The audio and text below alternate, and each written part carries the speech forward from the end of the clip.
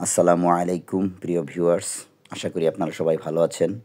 আজ ২১শে ফেব্রুয়ারি ভাষা শহীদদের উদ্দেশ্যে তাদেরকে শ্রদ্ধাভরে স্মরণ করার জন্য আমাদের শিক্ষার্থীদের নিয়ে আমরা আমাদের বিদ্যালয়ের নিজস্ব শহীদ মিনারে পুষ্পস্তবক অর্পণ করছি, শ্রদ্ধাভরে স্মরণ করছি, তাদের রুহের আত্মার মাগফিরাত কামনা করছি।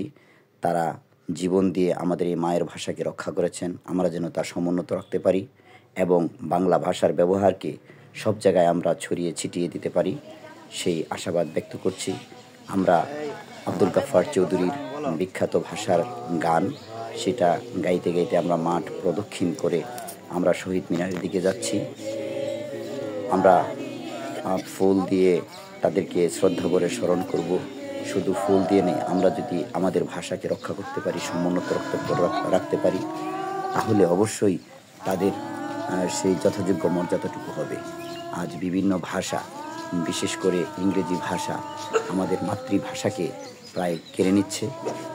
বিভিন্ন ধরনের ইংরেজি ওয়ার্ড প্রযুক্তিগত কারণে, বিভিন্ন কারণে আজ অনেক বাংলা ভাষাকে হারিয়ে সেখানে স্থান করে নিচ্ছে। আমরা যে শব্দগুলো কখনোই ব্যবহার করতাম না, সেই শব্দগুলো এখন আমরা বাংলার মতো করে অনায়াসে ব্যবহার করছি।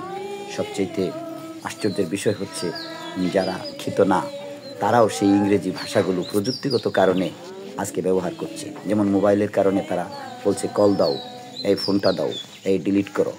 এই শব্দগুলো কিন্তু আগে এইভাবে ব্যবহার হতো না, কিন্তু আপনারা দেখেন সেইগুলো কিন্তু আজকে অনায়াসে ব্যবহার হচ্ছে। এর মতো আরও অনেক শব্দ ব্যবহার হচ্ছে।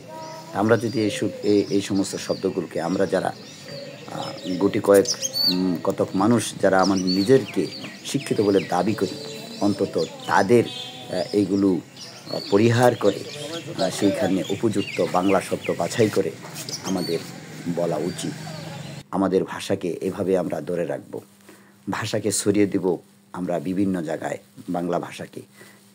তাহলেই আমাদের শহীদদের প্রতি যথাযথ সম্মান প্রদর্শন করা হবে বলে আমি অন্তত মনে করি। এটা আমার ব্যক্তিগত অভিমত।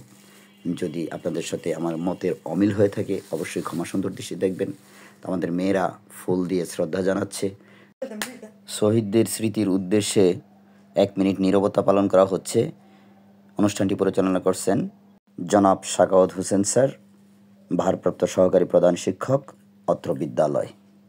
বাংলার বা 1971 সালে আমাদের বাংলাদেশ স্বাধীন হয়েছে, সেই চেতনাবোধ থেকেই আমরা উজ্জীবিত। ধন্যবাদ।